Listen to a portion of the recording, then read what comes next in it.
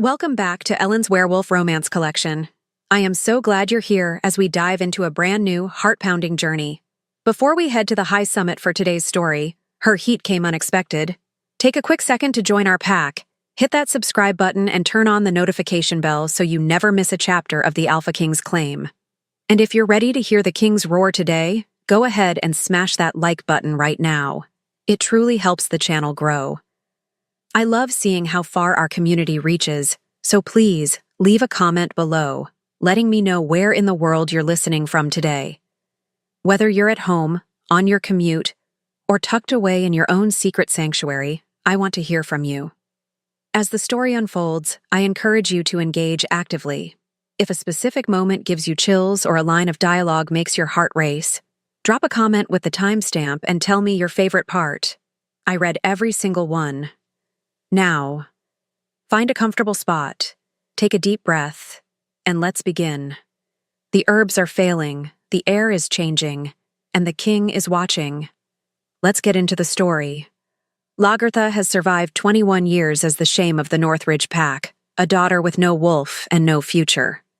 Her father sees her as a political tool, a scentless pawn to be traded for land at the high summit. But Lagertha carries a secret that could set the world on fire. To stay safe, she has poisoned her own blood with bitter suppression herbs, masking the rarest scent in existence. When the toxic veil finally snaps in a room filled with hundreds of predatory alphas, she isn't just a girl anymore. She is the true Luna. Now the lethal Alpha King Leonidas has scented his mate, and his roar will shatter the peace of the summit forever. Chapter 1. The Last Bitter Drop. The mirror reflected a woman who looked like a hollow shell of her former self, but Lagertha knew the fire burning beneath her skin was all too real. Her fingers trembled as she uncorked the small glass vial, the liquid inside a murky, sickly green that smelled of rotted roots and rusted iron. This was the heavy cost of her safety and her silence. For 5 long years, she had swallowed this bitter poison every single morning to ensure her scent remained a flat, empty void.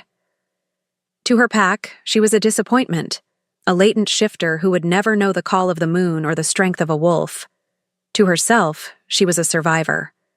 She tipped her head back, the acrid fluid stinging her throat as it slid down, immediately sending a wave of nausea through her slight frame that she forced herself to swallow with a grimace. Her bedroom door swung open without a knock, the heavy wood thudding against the stone wall with a violence that made the glass jars on her vanity rattle. Alpha Tywin stood there, his presence filling the small room with the suffocating, heavy scent of pine and aggressive dominance. He did not look at his daughter with a shred of affection. He looked at her the way a cold merchant looks at a crate of bruised fruit. To him, she was a biological failure that was finally being put to a profitable use after years of embarrassment. He adjusted the silver cuffs of his formal tunic, his eyes sharp and judgmental as they swept over her simple, high-collared gown. He wanted her plain, unassuming, and most importantly, scentless. The high summit was no place for a daughter who could not contribute to the pack's strength through anything other than a strategic marriage contract. The Northridge Alpha stepped closer, his dark shadow stretching across the stone floor until it swallowed her feet. He reminded her, his voice a low growl of absolute authority, that the treaty with Beta Harkan was finalized and non-negotiable.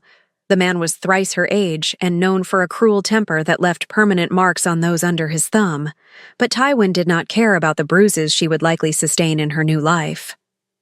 He cared only about the 500 acres of fertile valley land that would become Northridge property the moment she signed the mating contract. Lagertha kept her gaze fixed on the floor, her hands balled into white-knuckled fists hidden within the thick folds of her skirts. The suppression herbs were already working their dark magic, cooling the unnatural heat that had begun to thrum in her veins earlier that morning. She just had to survive this final night of scrutiny. As they walked toward the grand carriage waiting in the torch-lit courtyard, the very air of the citadel felt different, charged with a primal energy that made her skin crawl.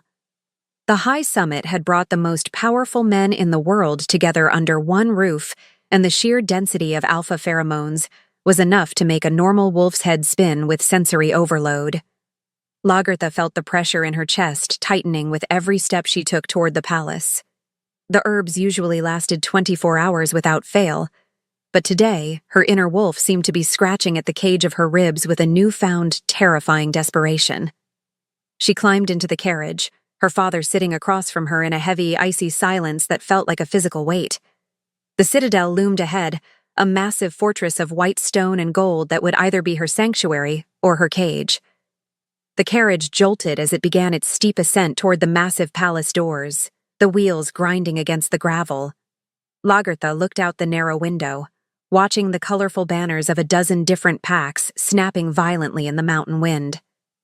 Somewhere in that massive stone structure, the Lycan King was waiting, a man of legend who was said to have a soul made of winter and even less mercy for the weak. She had no intention of ever crossing his path or drawing his lethal attention.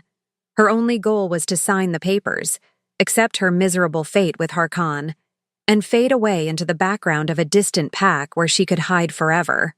But as they pulled up to the grand entrance, a sudden, sharp spike of heat flared deep in her gut, bypassing the numbing effect of the herbs for a fraction of a second.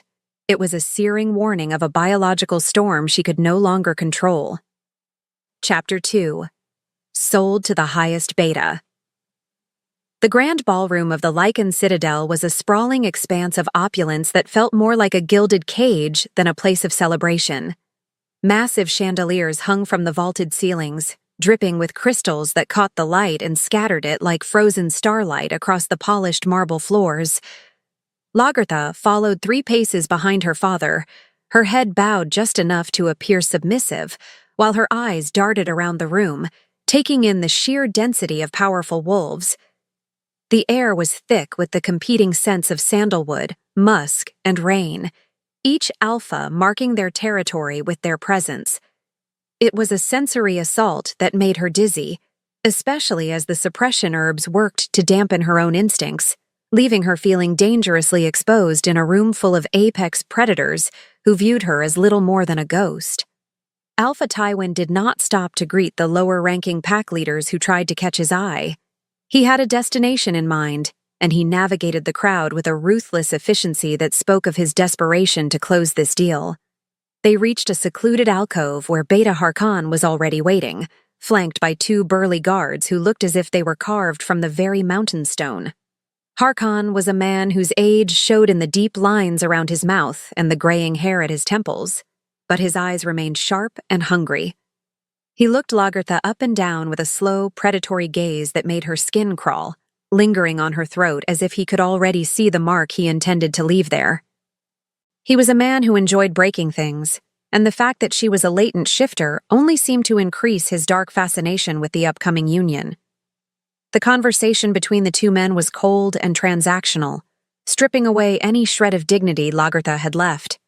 They spoke of hectares of land and trade routes as if they were discussing the weather, while she stood there like a piece of furniture they were haggling over. Harkon reached out a weathered hand, his fingers surprisingly strong as he gripped her chin and forced her to look at him.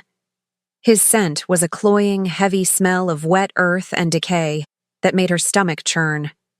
He remarked that her lack of scent was unusual, but noted that it would make her easier to train, as she would have no wolf to fight back against his commands. Tywin laughed, a dry and hollow sound, assuring the older man that she had been raised to be obedient and that the transition of ownership would be seamless. As the formal agreement was reached, Harkon leaned in closer, his breath hot against her ear as he whispered that he looked forward to showing her exactly what happened to little wolves who had no bite. The threat was clear and terrifying, hanging in the air like a physical weight that threatened to crush her spirit. Lagertha felt a sudden, sharp pang of defiance flare in her chest, a heat that the herbs couldn't quite reach, but she quickly suppressed it. She couldn't afford to show any spark of life until she found a way to escape this nightmare. Just as Harkon began to pull her toward a small table to sign the preliminary papers, the massive oak doors at the far end of the ballroom were thrown open with a force that silenced the entire room, signaling the arrival of the one person who truly held their lives in his hands. Chapter 3. The King's Arrival. The sudden silence that descended upon the ballroom was absolute, as if the very air had been sucked out of the room. Every Alpha, Beta, and Omega present turned toward the entrance, their bodies reacting instinctively to a power that dwarfed their own. Alpha King Leonidas stepped into the light, and the atmosphere shifted from one of political maneuvering to one of primal survival. He was taller than any man Lagertha had ever seen, his frame broad and packed with lean muscle that moved with a terrifying predatory grace. He wore a dark military tunic that emphasized the breadth of his shoulders, and his presence alone was enough to make the floorboards vibrate beneath Lagertha's feet. He didn't just walk into the room, he dominated it, his gaze sweeping over the crowd with a cold, detached authority that made even the bravest wolves lower their heads. Leonidas was a lycan, a breed of shifter that was older and far more dangerous than the standard wolves of the modern packs. His eyes were the color of a winter storm, shifting between shades of gray and iron as he surveyed the gathered royalty. There was no warmth in his expression, only a hard, jagged edge that suggested he would rather be on a battlefield than in a room full of posturing politicians. As he moved toward the dais at the front of the hall, the crowd parted like a sea before a coming storm. Lagertha found herself unable to look away, her heart hammering against her ribs with a rhythm that was both terrified and strangely drawn to the raw power he radiated. It was as if her inner wolf, though silenced by the herbs, was trying to stand at attention in the presence of its rightful sovereign. Her father, Tywin, stood perfectly still, his previous arrogance replaced by a tense, wary respect. Even Harkon had released his grip on her chin, his posture stiffening as the king passed within 10 feet of their alcove. For a fleeting second, Leonidas's gaze flickered toward their group. It wasn't a long look, but it felt like a physical blow to Lagertha's senses. His eyes searched the air, his nostrils flaring slightly as if he had caught a stray scent that didn't belong, but his expression remained a mask of icy indifference.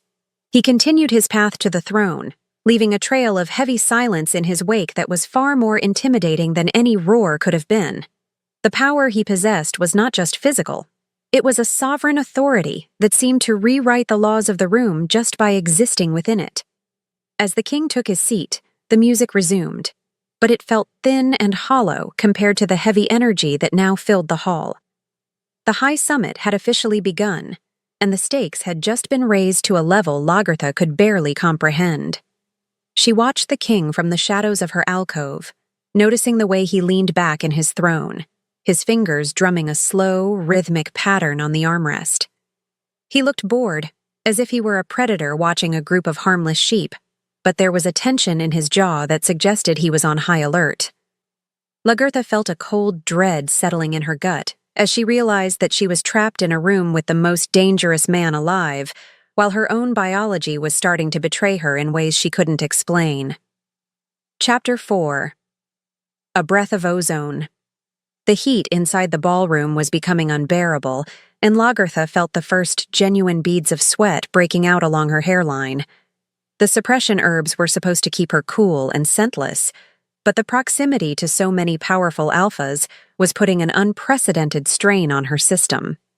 She needed air, and she needed it immediately. While her father was deep in conversation with another pack leader and Harkon was busy boasting about his new acquisition to a group of his peers, Lagertha slipped away. She moved through the crowd with the practiced ease of someone who had spent her entire life trying to be a shadow, weaving between the heavy velvet curtains and the stone pillars until she found a side exit that led to a quiet, torchlit corridor. The air in the hallway was cooler, but it didn't bring the relief she had been hoping for. Instead, her skin felt sensitive to the touch, and her vision was starting to swim with a golden hue that she recognized as a symptom of a looming shift. She leaned her back against the rough stone wall, closing her eyes and trying to regulate her breathing. The corridor was silent, save for the distant thrum of the music behind the closed doors, until the sound of heavy, rhythmic footsteps echoed from around the corner. Lagertha froze, her instincts screaming at her to run, but her legs felt heavy and sluggish. Before she could move, a tall figure rounded the corner, and she found herself standing face to face with the Alpha King himself. The scent hit her before he even spoke, a powerful, intoxicating blend of ozone, bitter dark chocolate, and ancient cedar wood. It was a scent that commanded her to kneel, a scent that promised both protection and total destruction. Leonidas stopped dead in his tracks, his eyes narrowing as he looked down at the girl who had dared to cross his path in the private wing of the citadel. He didn't speak, but the air around him seemed to crackle with an invisible energy that made the fine hairs on Lagertha's arms stand on end. She was trapped between the wall and the king, and for the first time in 5 years, she felt the suppression herbs failing to mask the frantic pounding of her heart. He was looking at her not as a servant or a latent shifter, but as something he couldn't quite identify. Leonidas stepped closer, his massive frame blocking out the light from the wall sconces. He tilted his head, his nostrils flaring as he leaned down toward the crook of her neck. Lagertha held her breath, her entire body trembling as she waited for the inevitable realization that she was hiding something. He was so close that she could feel the heat radiating from his skin, a heat that seemed to call out to the fire burning deep within her own marrow. His hand rose slowly, his long fingers hovering just inches from her cheek as he searched her face for a sign of who she was. Just as he seemed about to speak, a shout from the ballroom echoed down the hall, breaking the spell that had fallen over them. Leonidas pulled back, his expression hardening, but his eyes lingered on her with a newfound intensity that terrified her more than Harkon's cruelty ever could. Chapter 5. The Auction Block. The Union toast was the moment Lagertha had been dreading since they arrived at the Citadel. It was the formal ceremony where all political matches were announced to the gathered packs, a public sealing of the deals made in the dark corners of the ballroom. Her father led her back into the center of the hall, his hand gripping her arm with a strength that left bruises through the fabric of her sleeve. They stood in the center of a wide circle of alphas, the light of the chandeliers shining down on them like a spotlight on a stage. Beta Harkon stood on the opposite side, a smug grin plastered across his face as he prepared to claim his prize. Lagertha felt like a lamb led to the slaughter, her knees shaking so violently she was certain she would collapse before the ceremony was over. Alpha Tywin stepped forward, his voice booming as he addressed the room with a practiced political charm. He spoke of the strength of the Northridge Pack and the prosperity that would come from their new alliance with Harkon's territory. He presented Lagertha as a blank slate, a daughter of pure blood but no wolf, a perfect mate for a man who required a submissive and quiet household. The alphas in the crowd watched with a mixture of boredom and mild interest, their own conversations continuing in low whispers. Above them all, King Leonidas sat on his throne, his expression unreadable as he watched the proceedings. Lagertha could feel his gaze on her, a heavy weight that seemed to burn through her simple dress and peel back the layers of her deception. As the servants began to pass out glasses of dark, sparkling wine for the toast, a sharp, white-hot pain lanced through Lagertha's abdomen. It was followed by a wave of heat so intense that her vision blurred into a kaleidoscope of colors.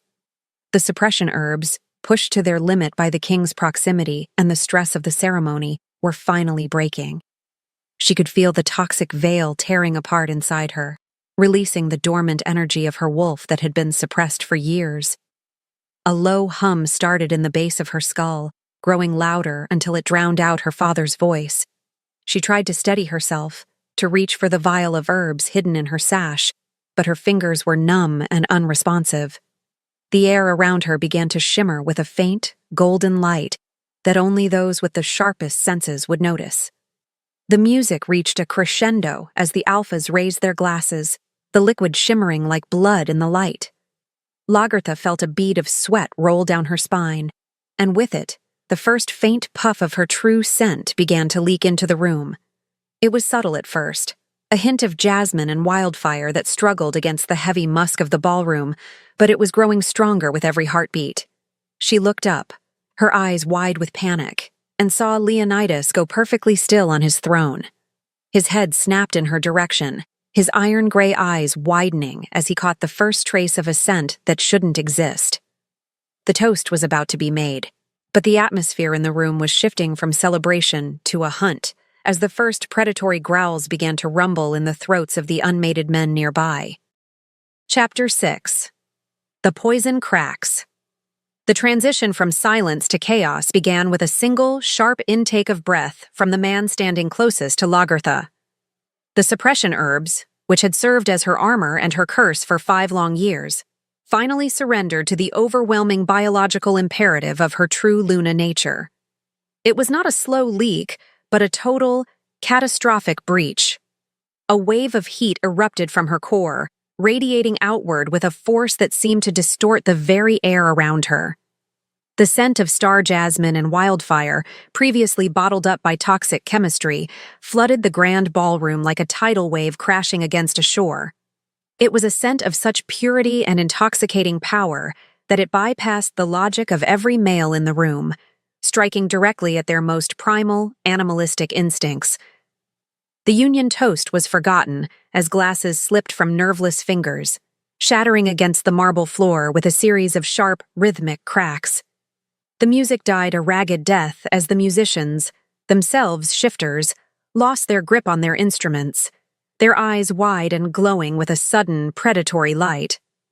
Lagertha felt her knees buckle as the internal fire consumed her, her skin flushed a deep, feverish red that glowed even in the dim light of the chandeliers. She tried to cry out, to call for her father, but her voice was trapped in a throat that felt like it was lined with hot coals. The world was spinning, a blur of faces that were no longer human, their teeth bared and their pupils blown wide with a hunger that was ancient and terrifying. Alpha Tywin, her own father, took a stumbling step back, his face a mask of horrified realization. He had spent years decrying her as a failure, never realizing that he had been harboring a creature of legend under his own roof. Beside him, Beta Harkon's expression shifted from smug satisfaction to a dark, frenzied lust that made him look like a monster. He reached for her, his fingers hooked like claws, but he was not the only one. Hundreds of alphas, driven mad by the sudden release of such a potent pheromone, began to close the circle. The air was thick with the sound of low, guttural growls and the heavy thud of boots against stone as the crowd pressed inward. Lagertha collapsed onto the cold marble, her hair spilling across her face as she waited for the first hand to claim her. The pressure in the room reached a breaking point, a physical weight that made it hard to breathe. Every man in the room was now a hunter, and Lagertha was the only prize that mattered. The political treaties and the laws of the High Summit were being incinerated by the heat of her first true cycle. She could feel the vibration of the floor as a dozen men lunged at once, their masks of civility discarded in favor of the beast. Just as the first set of fingers grazed the silk of her sleeve, a sound began to build from the direction of the dais. A low, terrifying rumble that felt like the earth itself was preparing to split open and consume them all. Chapter 7. The Predator's Frenzy. The ballroom was no longer a place of diplomacy. It had become a hunting ground where the strongest were ready to tear each other apart for a single taste of the air surrounding Lagertha. As Beta Harkon's hand clamped down on her shoulder, his grip bruisingly tight, a chorus of snarls erupted from the surrounding alphas who were not willing to let a mere beta claim such a rare treasure. The scent was a drug, a siren song that demanded total submission or total dominance, and the room was rapidly descending into a bloodbath. Men who had been allies moments ago were now baring their throats and snapping at each other, their human skins barely containing the restless wolves beneath. Lagertha squeezed her eyes shut, the heat inside her body so intense that the cold marble beneath her felt like a bed of ice. Harkon began to drag her toward the exit, his eyes fixed on the door with a desperate, manic intensity. He knew that if he could get her out of the hall and into his carriage, he could claim her before the rest of the pack leaders could intervene. But the path was blocked by a wall of snarling muscle. 3 high-ranking alphas from the southern territories stepped into his path, their eyes glowing a brilliant, unnatural amber. They didn't speak. They didn't have to. The air was thick with the challenge of their combined auras, a weight that threatened to crush the breath from Harkon's lungs. The beta pulled Lagertha closer, using her as a shield, but the move only served to further incense the crowd. The predatory frenzy was reaching a fever pitch, and Lagertha could feel the vibration of 100 snarling beasts echoing through her own bones. In the midst of the escalating violence, a shadow fell over the center of the room. It was not a shadow cast by the lights, but a darkness that seemed to emanate from the front of the hall. King Leonidas had risen from his throne, and the sheer power of his presence was like a physical blow to the senses. He did not move with the frantic desperation of the other men. He moved with the slow, deliberate certainty of a creature that knew it had no rivals.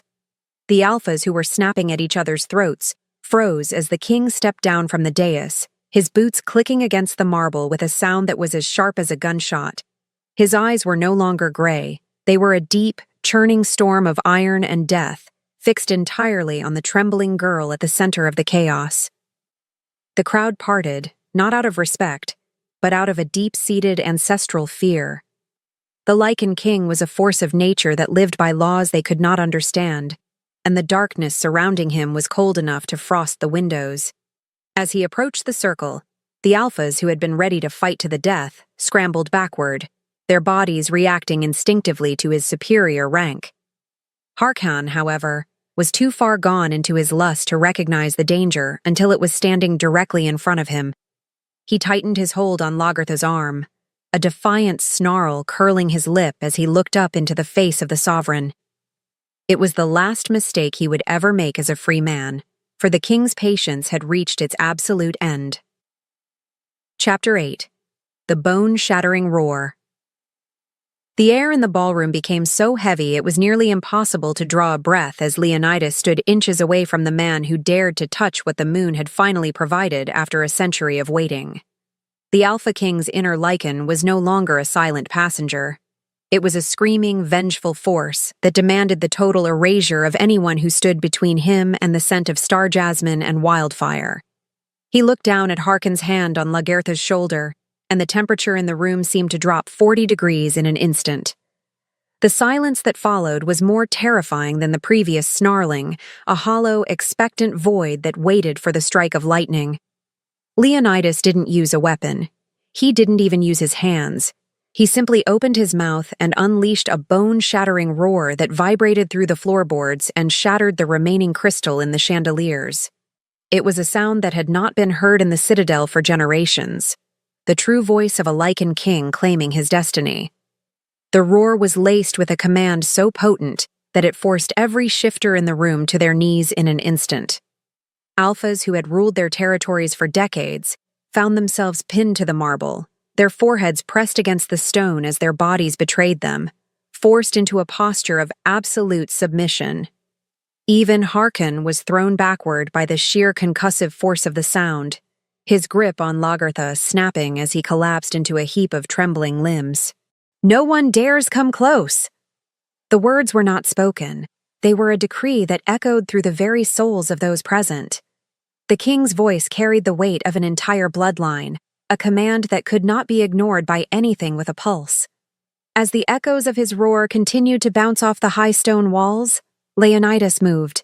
He did not look at the fallen Beta or the terrified Alphas around him.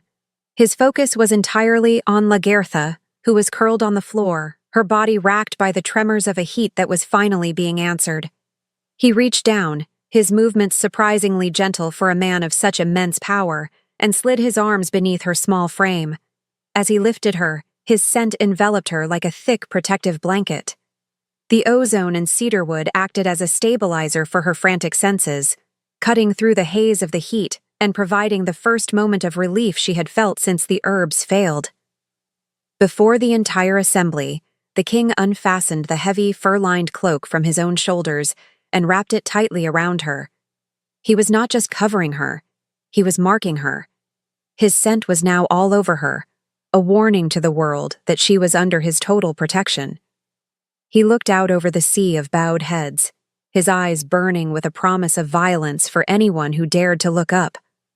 With his mate cradled against his chest, he turned his back on the summit and began to walk toward his private chambers, leaving the broken men behind him. Chapter 9. The King's Sanctum. The journey from the chaotic ballroom to the king's private wing was a blur of stone corridors and flickering torchlight that Lagertha could only perceive in fragments. She was conscious of the strength of the arms holding her, a solid and unwavering support that made her feel, for the first time in her life, like she didn't have to be the one to keep herself upright. The heavy scent of the king's cloak was like an anchor in a storm, pulling her back from the ledge of the madness that her heat had induced. Every time her skin brushed against his tunic, a spark of electricity surged through her, a physical manifestation of the fated bond that was finally cementing itself after years of being denied by her own hand. They reached a massive set of iron-bound doors, guarded by two Lycan sentries who dropped to their knees the moment their king appeared. Leonidas kicked the doors open, entering a sanctuary that was a stark contrast to the gilded opulence of the ballroom. This was a place of heavy stone, dark furs, and the lingering scent of old books and cold mountain air. He carried her to a wide, fur-covered bed and laid her down with a carefulness that seemed at odds with the predatory aura he still radiated. The room was dim, lit only by the glowing embers in the massive hearth, but Lagertha could see the way the king's eyes continued to track her every movement. He was breathing heavily, his chest heaving as he fought to keep his own wolf under control in the presence of his mate's scent. Lagertha tried to pull the cloak closer, her fingers tangling in the thick fur. She looked up at him, her voice a mere whisper as she asked him why he had intervened. She was still terrified that this was just another trade, a swap from one master to another who was infinitely more dangerous. Leonidas didn't answer immediately. He stood at the edge of the bed, his silhouette towering over her like a mountain. He looked at her not as the daughter of a minor alpha, but as the missing piece of his own soul. The silence between them was thick with 100 years of loneliness, and the sudden, explosive reality of their connection.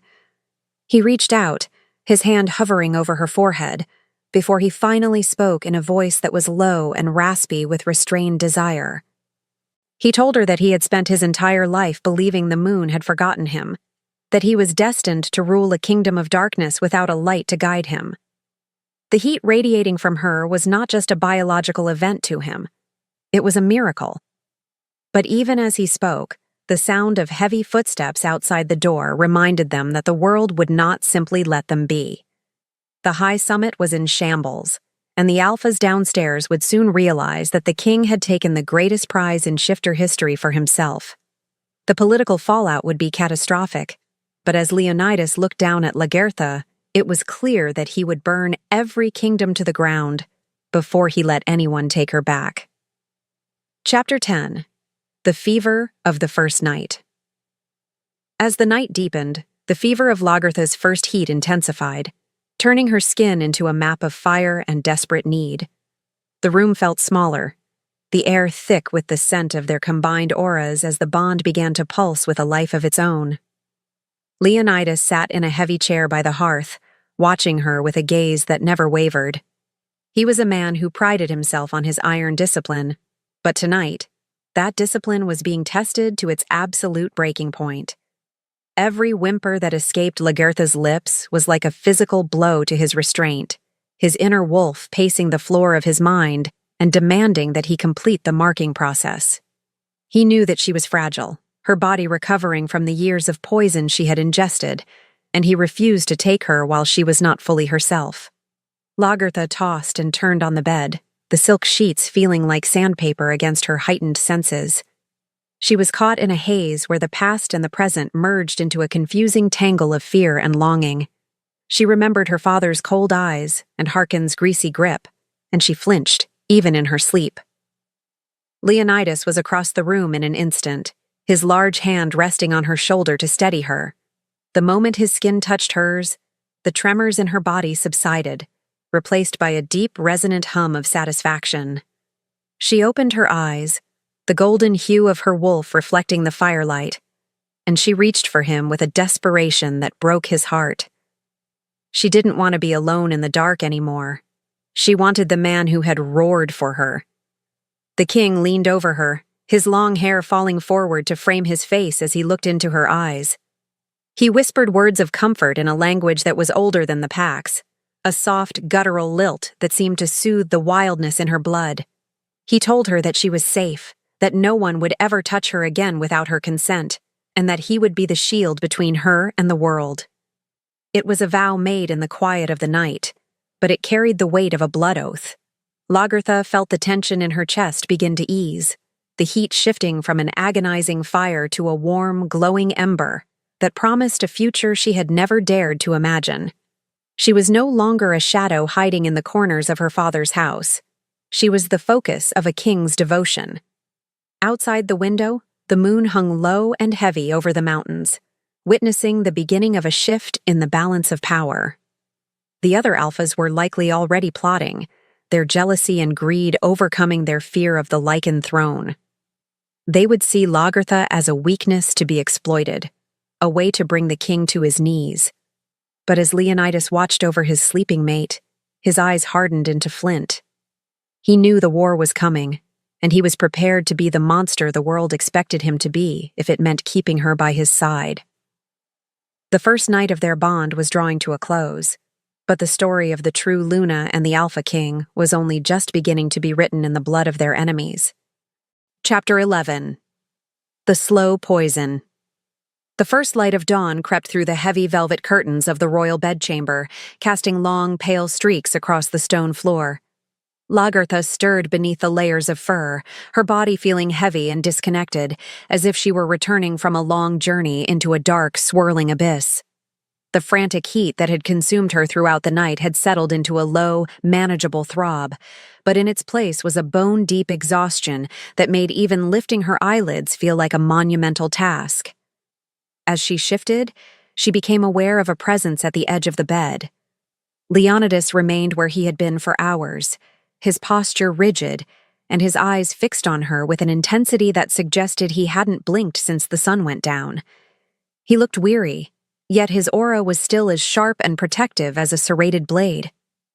The silence was broken by a soft, rhythmic tapping on the iron-bound doors. A small, elderly man with a silver-streaked beard and eyes that held the wisdom of 1,000 winters entered the room. This was Master Gaius, the king's personal physician, and a healer whose reputation was known across all the northern territories. He carried a leather satchel that smelled faintly of dried lavender and sharp chemicals. Leonidas rose from his chair, his movements silent and fluid, and gestured for the healer to approach the bed. Lagertha felt a surge of anxiety as Gaius reached for her hand, his touch cool and professional against her fever-warmed skin. He didn't speak as he took a small silver needle from his kit, his focus entirely on the tiny droplet of blood he collected from her fingertip. The physician moved to a small table near the hearth, placing the blood sample into a vial containing a clear, bubbling liquid. As the two substances mixed, the liquid didn't turn the expected healthy shade of crimson. Instead, it hissed and churned, transforming into a murky, bruised purple that let off a faint, acrid wisp of smoke. Leonidas was at the healer's side in a heartbeat, his nostrils flaring as he caught the scent of the chemical reaction. Gaius's expression darkened, his brow furrowing as he looked from the vial to the pale girl on the bed. He whispered something to the king, his voice too low for Lagertha to catch, but the reaction was immediate. The king's hands clenched into fists at his sides, the leather of his gloves creaking under the strain of his sudden, violent tension. Gaius turned back to Lagertha, his voice gentle but firm as he asked her how long she had been ingesting the suppression herbs. The question hung in the air like a death sentence, stripping away her last layer of defense. She confessed that it had been 5 years, her voice cracking as she explained that she had brewed them herself to survive her father's house. The healer shook his head, explaining to the king that the toxins were not just masking her scent. They were slowly eating away at her internal organs and suppressing her wolf's heart to the point of near failure. Leonidas let out a low, guttural growl that made the shadows in the room seem to dance. He realized then that the girl he had claimed was not just a prize to be won, but a victim who had been forced to poison her own soul just to stay alive. Chapter 12. The Father's Gambit. The news of the poison had barely settled when the sound of a heated argument erupted in the hallway outside the king's sanctum. Despite the guard stationed at the door, a voice familiar and cold sliced through the heavy wood. Alpha Tywin was demanding entry, his tone arrogant and filled with the righteous indignation of a man who believed his property had been stolen. Leonidas turned away from the bed, his face a mask of cold, calculating fury that was far more terrifying than his earlier roar. He adjusted his tunic, ensuring his marking scent was heavy on his skin before he signaled for the guards to open the doors. Tywin stormed into the room, his eyes scanning the opulent surroundings with a mixture of greed and resentment before they landed on his daughter. The Northridge Alpha didn't look at Lagertha with concern. He looked at her with the fury of a merchant who had been cheated out of a lucrative deal. He ignored the presence of the king for a moment, pointing a finger at Lagertha and commanding her to get off the bed and prepare to leave. He claimed that the treaty with Beta Harkon was a binding blood oath, and that the Lycan King had no right to interfere with the internal politics of a sovereign pack. Tywin spoke of tradition and the laws of the High Summit, his voice rising as he tried to exert his dominance in a room that did not belong to him. He was desperate, knowing that losing a true Luna meant losing the only leverage he had left to keep his failing pack from collapsing into obscurity. Leonidas did not interrupt the tirade. He simply stood there, his arms crossed over his broad chest, watching Tywin with the detached interest of a scientist observing a particularly disgusting insect. When the Alpha finally ran out of breath, the king stepped forward, the air in the room suddenly becoming so thick with his dominance that Tywin was forced to take a stumbling step back. Leonidas spoke in a voice that was as cold as a mountain glacier, informing the Alpha that the treaty was not only void, but that the attempted sale of a true Luna was an act of treason against the Lycan throne. He revealed that he knew about the poison, his words striking Tywin like a physical blow. The king's aura expanded, filling every corner of the room until it was nearly impossible for the Northridge Alpha to remain standing. Tywin tried to bluster, claiming he knew nothing of any herbs, but the lie withered on his tongue under the king's lethal gaze. Leonidas gave him a choice that left no room for negotiation. He told the Alpha to leave the Citadel immediately, and to never set foot in the Northern Territories again. If Tywin ever attempted to contact Lagertha or mentioned the contract with Harkon again, the king promised to visit Northridge personally to ensure the pack line ended with Tywin's blood. The father looked at his daughter one last time, his eyes filled with a simmering hatred that promised he wouldn't disappear so easily. As he was escorted out by the king's guards, the room felt lighter, but Lagertha knew that her father was a man who preferred to burn everything down rather than lose his pride. Chapter 13. The First Spark. After the storm of her father's departure had passed, the room settled into an uneasy, flickering quiet.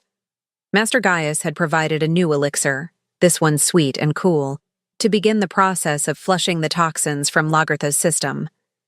She sat propped up against the silk pillows, watching Leonidas as he stood by the window, staring out at the snow-capped peaks of the surrounding mountains. He had been silent for a long time, his broad back turned to her, his shoulders tense with a weight that seemed too heavy even for a king to bear. Lagertha cleared her throat, the sound small and fragile in the vast space of the chamber.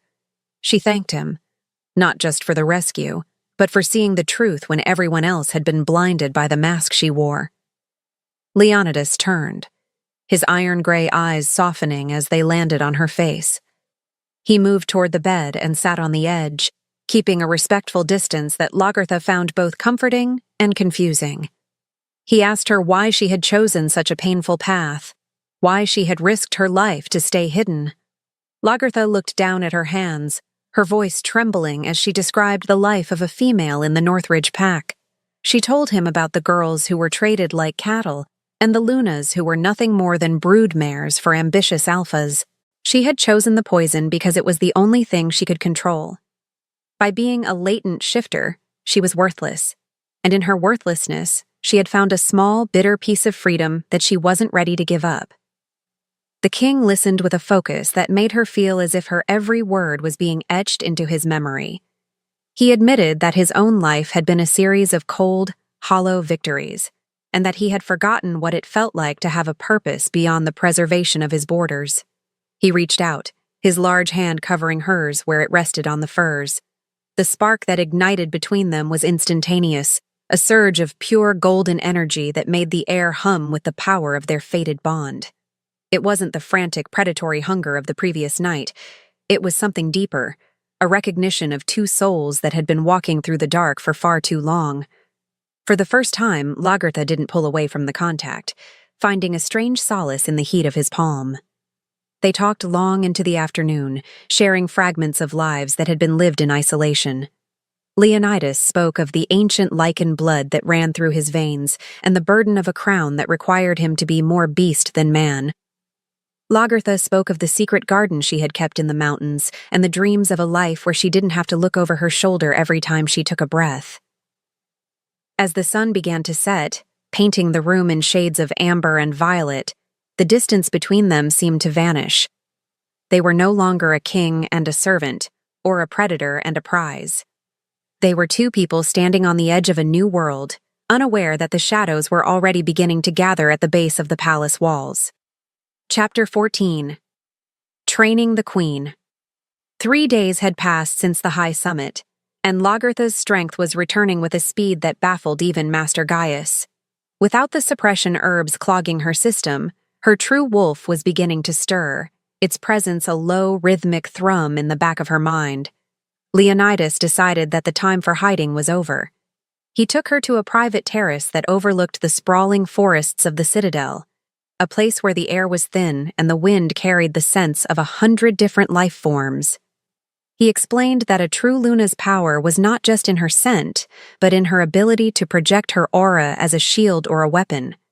If she was to survive the coming conflict, she needed to learn how to master the fire that had once threatened to consume her. The training was grueling and unlike anything Lagertha had ever experienced. Leonidas stood behind her, his hands on her shoulders to ground her as he instructed her to close her eyes and reach for the spark deep within her marrow. He told her to stop fighting the heat and to start directing it. At first, she could only produce small, uncontrolled bursts of scent that made the nearby flowers wilt. But under his patient guidance, she began to find the thread of her own power. She learned to pull the golden energy upward, weaving it into a shimmering veil that hung in the air like a physical barrier. Every time she succeeded, the king's praise was a low, rumbling sound of approval that made her heart race with a new kind of excitement. They practiced for hours, the king pushing her to find the limits of her endurance.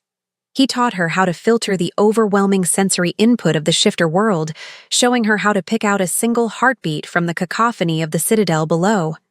He was a demanding teacher, but his presence was a constant source of strength that she found herself leaning on more and more. As she grew more confident in her abilities, her physical appearance began to change as well. Her eyes held a new, predatory glow, and her movements took on a grace that mirrored his own. She was no longer the fragile girl from the mirror. She was becoming a woman who could stand beside a king without flinching. During a brief rest, Leonidas watched her with a pride that he didn't try to hide. He told her that her wolf was one of the most powerful he had ever encountered, and that once she fully shifted, the world would never be the same again.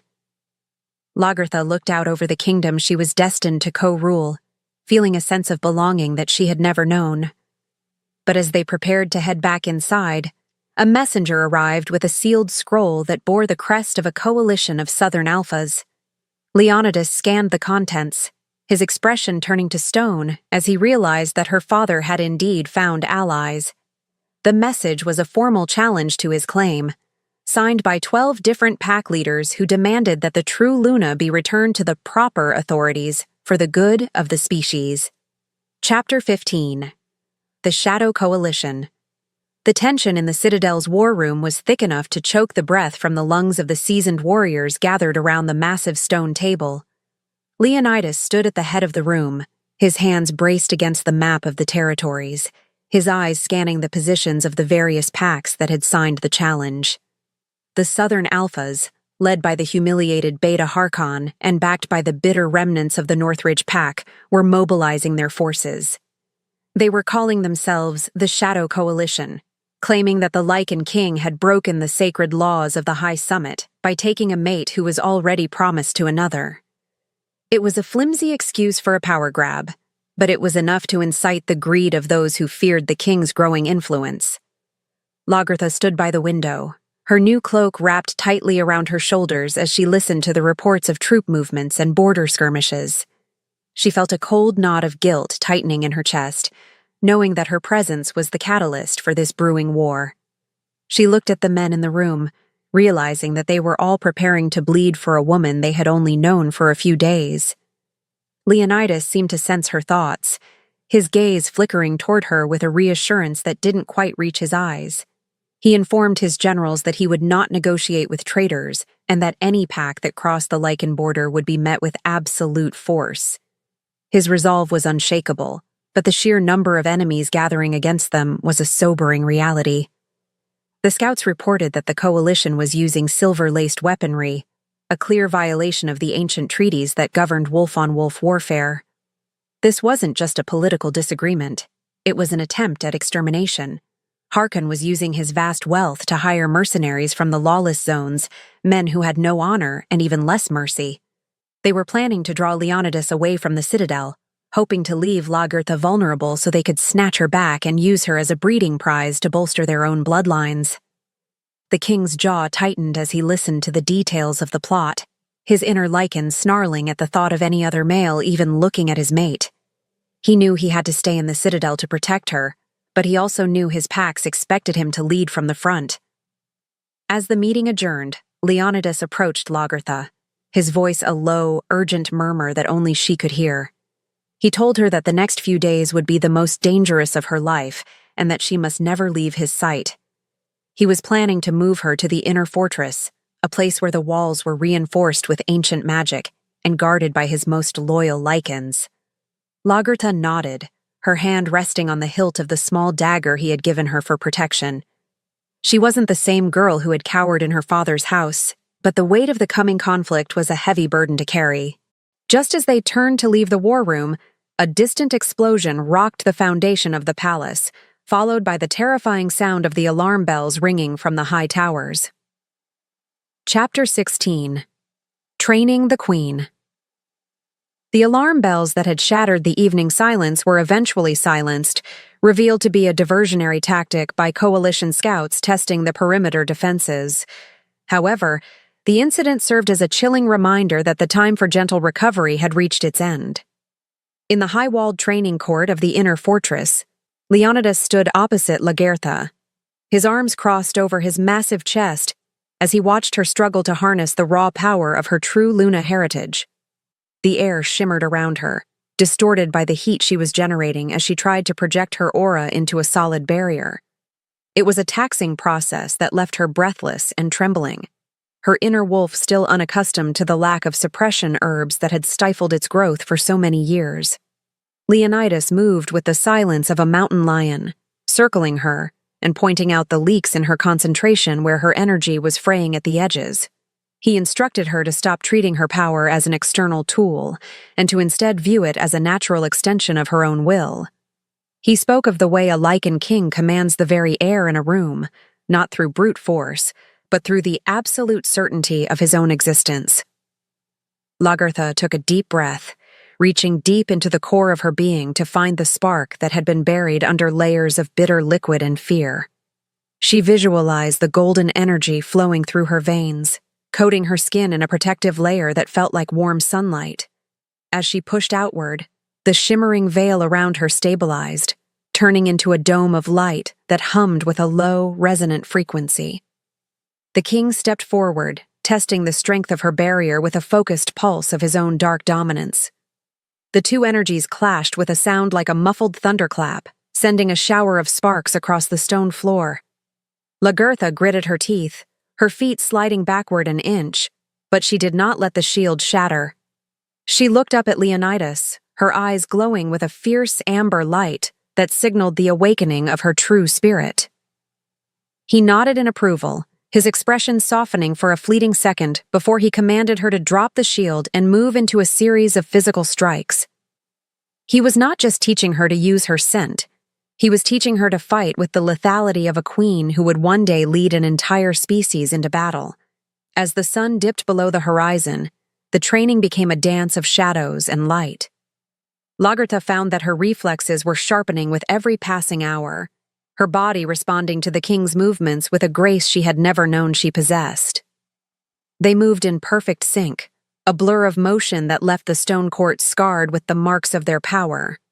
By the time they finished, Lagertha was drenched in sweat and exhausted, but she felt a sense of pride that was far more potent than the poison she had once carried.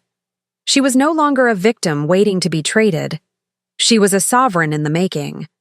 However, as they walked back toward the sanctum, Leonidas's gaze remained fixed on the darkened woods below, knowing that the real test was approaching faster than either of them could anticipate. Chapter 17. The Shadow Coalition. In a damp, torch-lit cave far south of the Lycan borders, the leaders of the Shadow Coalition gathered around a crude map of the Citadel's defenses. Beta Harkan sat at the head of the table, his face twisted in a permanent scowl that highlighted the deep scars left by the king's previous roar. Beside him stood Alpha Tywin, his eyes cold and filled with a desperate need to reclaim the daughter he had so carelessly discarded. They were joined by 10 other pack leaders, men who had spent their lives in the shadow of the Lycan throne and were now hungry for a chance to tear it down. The atmosphere in the cave was thick with the scent of wet fur and the metallic tang of silver weaponry, a clear sign that they were prepared to break every ancient law to achieve their goal. Harkan slammed his fist against the table, his voice a low hiss as he outlined their plan to infiltrate the palace during the upcoming lunar festival. He knew that Leonidas would be at his most protective, but he also knew that the king's obsession with the girl was his greatest weakness. They had managed to secure a shipment of liquid silver, a substance so lethal that even a single drop could paralyze a Lycan's heart in seconds. Their goal was not just to kill the king, but to humiliate him by stealing back the true Luna before his very eyes. Tywin nodded in agreement, adding that his daughter's scent would lead them directly to her, regardless of how many guards Leonidas placed at her door. He felt no remorse for the war he was inciting. He only felt the sting of his wounded pride. The coalition had spent the last several days recruiting mercenaries from the lawless fringes, men who were willing to do anything for the promise of a share in the true Luna's power.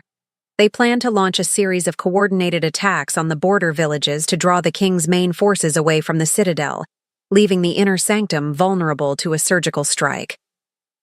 Harkan was convinced that the fated bond had made Leonidas soft, turning the most feared predator in history into a man who was distracted by the needs of a single female.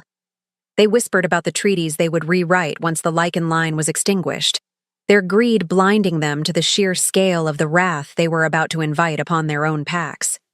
As the meeting concluded, Harkan pulled a small vial of dark fluid from his pocket, a concentrated version of the suppression herbs Tywin had used on Lagertha. He intended to use it to dampen the king's senses just enough to get past the primary defenses. They were counting on the fact that Leonidas would never expect a frontal assault on his own home, especially not from men who had spent their lives bowing at his feet. The shadows in the cave seemed to lengthen as the conspirators prepared to move, their hearts filled with a poison that was far more dangerous than anything Lagertha had ever ingested. The war was no longer a possibility. It was an inevitability that would wash over the mountains in a wave of blood and fire. Chapter 18. The King's Vulnerability. The night before the festival was unusually still, the air thick with a heavy, expectant silence that made Leonidas restless. He stood on the balcony of his bedchamber, his hands gripping the stone railing as he watched the clouds drift across the face of the moon. Behind him, Lagertha was sleeping, her breath slow and rhythmic as she recovered from the day's training. For the first time in 100 years, the king felt a sensation he had almost forgotten: fear. It wasn't fear for his own life or his crown, but a crushing, suffocating fear for the woman who now held his heart in her hands. She was the one vulnerability in an otherwise flawless suit of armor, and he knew his enemies were well aware of that fact. He walked back into the room, his boots making no sound on the thick furs as he approached the bed. He sat on the edge, watching the way the firelight danced across Lagertha's features, highlighting the strength and the beauty that had been hidden for so long. He reached out, his fingers hovering just inches from her cheek before he finally allowed himself to touch her. The connection between them was a constant hum in his mind, a golden thread that tied his very soul to hers. He realized that if anything were to happen to her, his inner wolf would not just mourn. It would descend into a madness that would burn the world to ashes. This was the burden of the fated bond. The higher the peak of happiness, the deeper the valley of potential despair. Lagertha stirred at his touch, her eyes fluttering open to find him watching her with an expression of raw, unfiltered devotion. She reached up, her hand covering his as she asked him what was troubling his mind. Leonidas didn't lie to her. He spoke of the weight of being a king and the terrifying reality of having something to lose. He admitted that he had been a creature of ice for so long that the sudden warmth of her presence was both a gift and a curse. He told her that his enemies were circling and that they would look for any crack in his defenses to get to her. Lagertha sat up, her eyes bright with a resolve that matched his own. She told him that she was not a prize to be protected, but his mate who would stand by his side. They spent the remaining hours of the night in a quiet, intimate conversation that solidified the bond between them more than any mark ever could. Leonidas found himself opening up about his past, speaking of the wars he had fought, and the lonely centuries he had spent waiting for a reason to care about the future. Lagertha listened with a compassion that made the shadows in his heart recede, her presence a balm to his weary spirit. As the first light of dawn began to touch the horizon, they made a silent pact to face whatever was coming together. They knew that the coalition was moving, but in that moment of quiet connection, they felt invincible. They were the king and queen of the north, and they would not be broken by the greed of lesser men. Chapter 19. The Stolen Luna. The lunar festival began with a display of lanterns and music that masked the underlying tension gripping the citadel. Leonidas had increased the guard, but the sheer volume of guests and servants moving through the palace made it difficult to maintain total security. Lagertha was dressed in a gown of shimmering silver, the king's cloak still wrapped around her shoulders as she moved through the gardens under the watchful eyes of 4 lichened sentries. The scent of blooming jasmine and wood smoke was heavy in the air, a peaceful contrast to the violence she knew was brewing just beyond the walls. For a moment, she allowed herself to enjoy the beauty of the night, unaware that the distraction the coalition had planned was already in motion. A sudden, massive explosion rocked the western gatehouse, followed by a secondary blast near the armory. The sound was deafening, sending a plume of black smoke into the moonlit sky. Leonidas, who had been speaking with his generals near the dais, was forced to move immediately toward the source of the attack, thinking it was the start of the primary assault. He looked toward the garden, catching Lagertha's eye for a split second before the chaos of the fleeing guests separated them. He signaled for his most trusted guards to stay with her, his voice a roar of command that was lost in the din of the alarms. He believed she was safe within the heart of the fortress, protected by the very men he had trained since birth. However, the attack on the gate was merely a ruse. As the guards turned their attention toward the smoke, a group of figures moved through the shadows of the garden with unnatural speed. They weren't using weapons of iron. They were carrying silver-laced nets and blowguns loaded with a potent sedative derived from the suppression herbs. Before the lichen sentries could react, they were struck by the darts, their bodies collapsing as the silver poison paralyzed their nervous systems. Lagertha spun around, her golden aura flaring as she tried to project a shield, but the attackers were coordinated. A heavy, weighted net made of silver wire dropped from the branches of an ancient oak tree, ensnaring her and cutting into her skin with a searing, agonizing heat. The scream she let out was silenced by a cloth soaked in a powerful anesthetic. As her vision began to fade, she saw the face of Beta Harkan leaning over her, his eyes filled with a terrifying, triumphant light. He whispered that she was going back to where she belonged, his voice a raspy snarl of victory. The coalition members worked quickly, dragging her through a hidden passage in the garden walls that led toward the dark forest beyond. By the time Leonidas realized that the attack on the gate was a diversion and raced back to the garden, he found only the unconscious bodies of his guards and a single torn scrap of silver silk caught on a rosebush. The true Luna was gone, and the silence that followed was the sound of a king's heart breaking. Chapter 20. The Wolf Within. Lagertha awoke in a cold, damp cell, her limbs feeling like lead and her throat parched with a thirst that felt like swallowing glass. The silver net had been removed, but the burns it left on her arms and neck were still throbbing with a dull, rhythmic ache. She was chained to a stone wall with silver shackles that sizzled whenever she tried to move, the metal suppressing her ability to shift or access the golden power she had been training so hard to master. The air in the room was stale, smelling of old blood and the cloying scent of Harkon's cloying perfume. She was alone in the dark, but for the first time in her life, she realized that she was not truly alone. The voice that had been a whisper for 21 years was finally becoming clear. With the suppression herbs completely gone from her system, the connection to her inner wolf was no longer a fragmented echo. It was a roar of white-hot energy that resonated through her very marrow. The wolf was massive, ancient, and filled with a rage that matched Lagertha's own.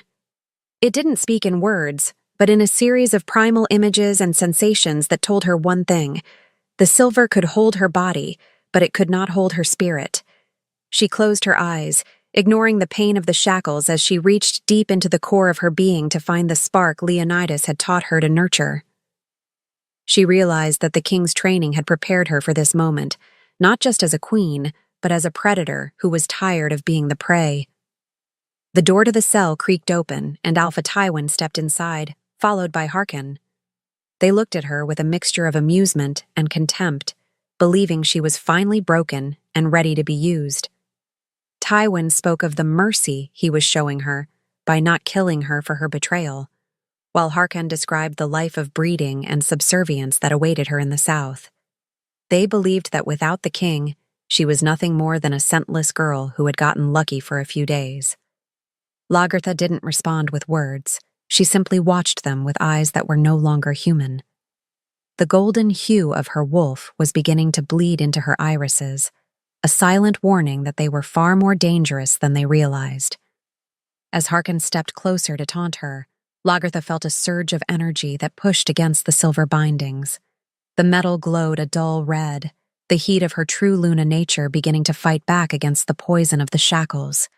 She could feel the king's bond pulsing in her mind, a distant but steady beat of fury and determination that told her he was coming for her.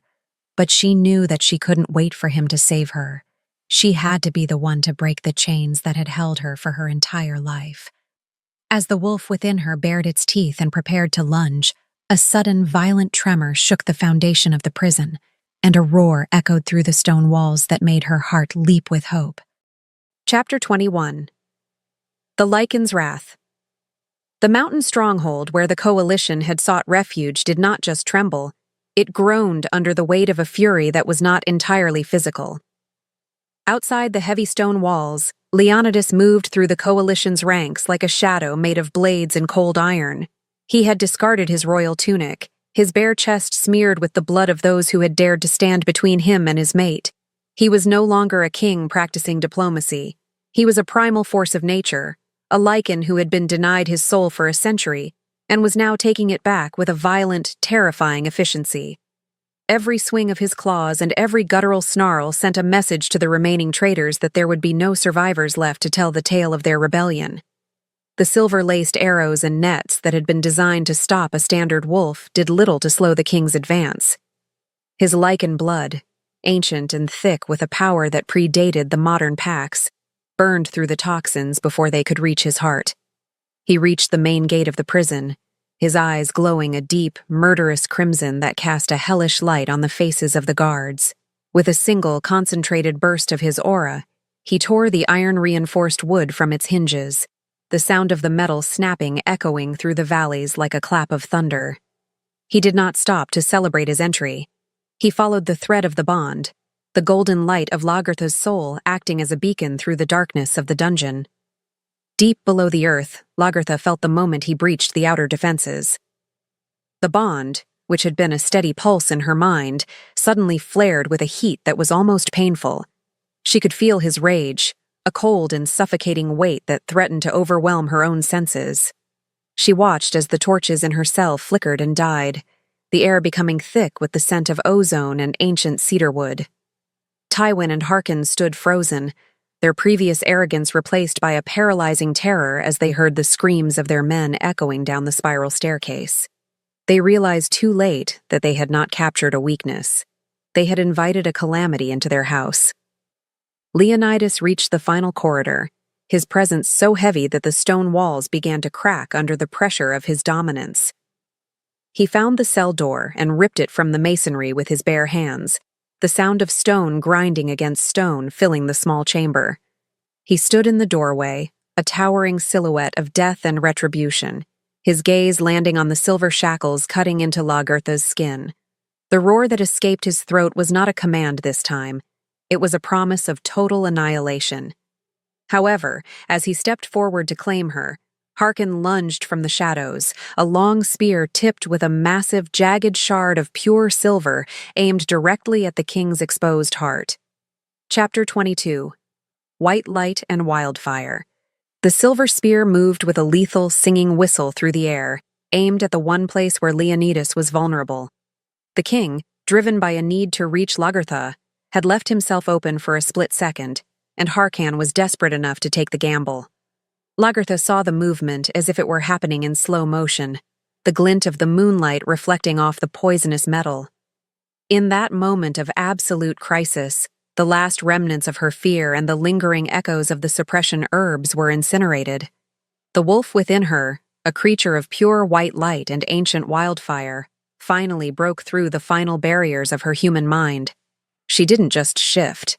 She exploded into her true form, the silver shackles on her wrists shattering into 1,000 harmless fragments. The transformation was a blinding spectacle of golden energy that filled the cramped cell, forcing the men backward as the sheer force of her power expanded. Where a small, fragile girl had stood moments before, there was now a massive wolf with fur the color of a winter moon and eyes that burned with a searing, golden authority. She was nearly as large as the king's lichen form, her presence radiating a heat that instantly neutralized the chill of the silver in the room. Before Harkon's spear could find its mark, Lagertha lunged, her movements a blur of white light. She intercepted the weapon mid-air, her powerful jaws snapping the thick shaft of the spear as if it were a dry twig. Leonidas stopped, his own transformation half complete as he stared at the magnificent creature standing before him. He had known she was a true Luna, but he had never imagined a wolf of such raw, untamed beauty. The scent of star jasmine and wildfire was now so potent, it felt like a physical embrace, filling his lungs and steadying his frantic heart. The bond between them clicked into place with a resonance that shook the mountain, a perfect union of lichen strength and Luna light. Lagertha stood over the king, her head held high, and her fur bristling with a power that demanded total submission. She was no longer the prey. She was the protector of the sovereign. Harkon and Tywin were huddled in the corner, their faces pale and their eyes wide with the realization that they had summoned a power they could never hope to control. The room was no longer cold. It was a furnace of divine-like retribution, the golden aura of the true Luna, reflecting off the stone walls. Lagertha turned her gaze toward her father, a low, rumbling growl starting in her chest that made the very air vibrate. She didn't need the king's roar to silence the room. Her own presence was enough to strip away their dignity and their hope. The cycle of hiding was over, and the era of the White Wolf had begun in a flash of light that promised a new, unyielding dawn. Chapter 23. The End of Northridge. The final confrontation did not take place with words, for the time for negotiation had long since passed into the shadows of the dungeon. Tywin tried to stand, his hand reaching for a hidden dagger, but Lagertha moved with a speed that defied the laws of the physical world. She was a streak of white light, her massive paw pinning her father to the stone wall with a force that knocked the breath from his lungs. She did not kill him instantly. She wanted him to see what he had tried to destroy. She wanted him to feel the weight of the wolf he had spent 21 years trying to poison and suppress. Tywin looked into those golden eyes and saw not his daughter, but the end of his legacy and the ruin of his pride. Beside them, Harkon attempted to flee through the broken doorway, but he found his path blocked by the towering form of Leonidas. The king did not shift back into his human skin. He remained a nightmare of fur and muscle, his claws digging into the stone floor as he loomed over the man who had dared to touch his mate. With a single, swift motion, the king ended the beta's life, a quick and brutal justice that was long overdue for the crimes Harkon had committed across the territories. There was no glory in the kill, only the cold satisfaction of a threat removed. Leonidas then turned his attention back to Lagertha, watching as she stood over the man who had been her first tormentor. Lagertha let out a low, mournful howl that echoed through the prison, a sound that carried the weight of every girl sold into service and every mate broken by the Northridge line. With a final, decisive snap of her jaws, she ended the reign of Alpha Tywin, ensuring that the poison of his lineage would never again spread through the packs. The Northridge pack, as they had known it, was dead. The mountain stronghold fell silent as the remaining coalition members realized their leaders were gone and their cause was lost. The warriors who had followed Leonidas into the breach now stood in the hallway, their heads bowed in reverence as they witnessed the emergence of their true queen. The heat in the room began to subside, settling into a soft, comforting warmth as Lagertha shifted back into her human form. She stood among the ruins of her past, her skin unmarred and her spirit finally whole. Leonidas approached her, his own shift receding until he was the man she had come to love. He wrapped his cloak around her, his touch a silent promise that the war was over and the healing could truly begin. They walked out of the dungeon together, leaving the darkness of the mountain behind them. As they emerged into the cool night air, the moon was at its zenith, shining down on the two sovereigns who had rewritten their destiny in the blood of their enemies and the light of their bond. Chapter 24.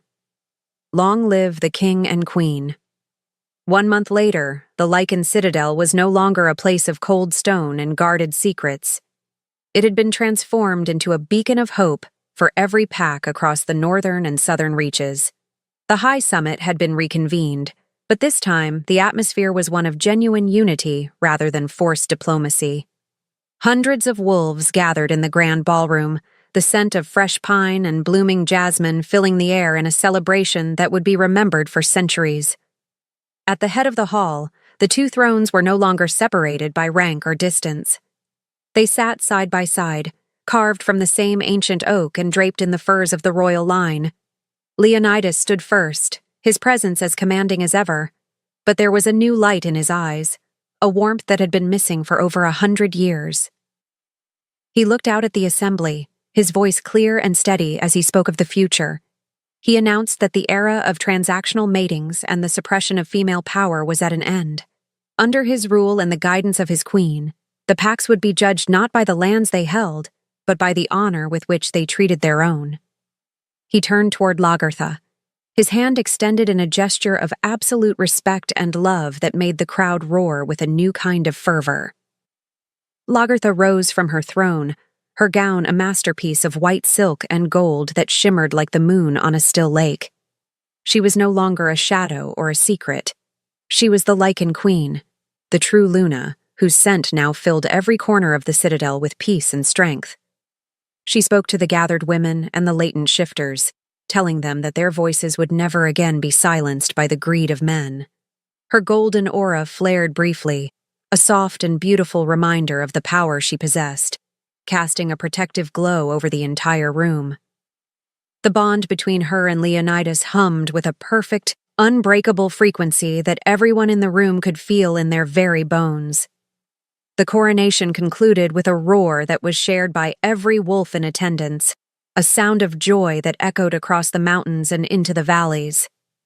The latent daughter had become the savior of a kingdom, and the frozen king had found the fire that would sustain him for the rest of his immortal life. As the music began and the celebration spilled out into the gardens, Leonidas leaned in and whispered to Lagertha that she was finally home. She looked at him, her eyes bright with the promise of a future they would build together, and she knew that the heat which had come so unexpectedly had been the greatest gift the moon could ever bestow. The story of the Alpha King and his true Luna was only just beginning, a legend of star jasmine, wildfire, and a love that had changed the world forever.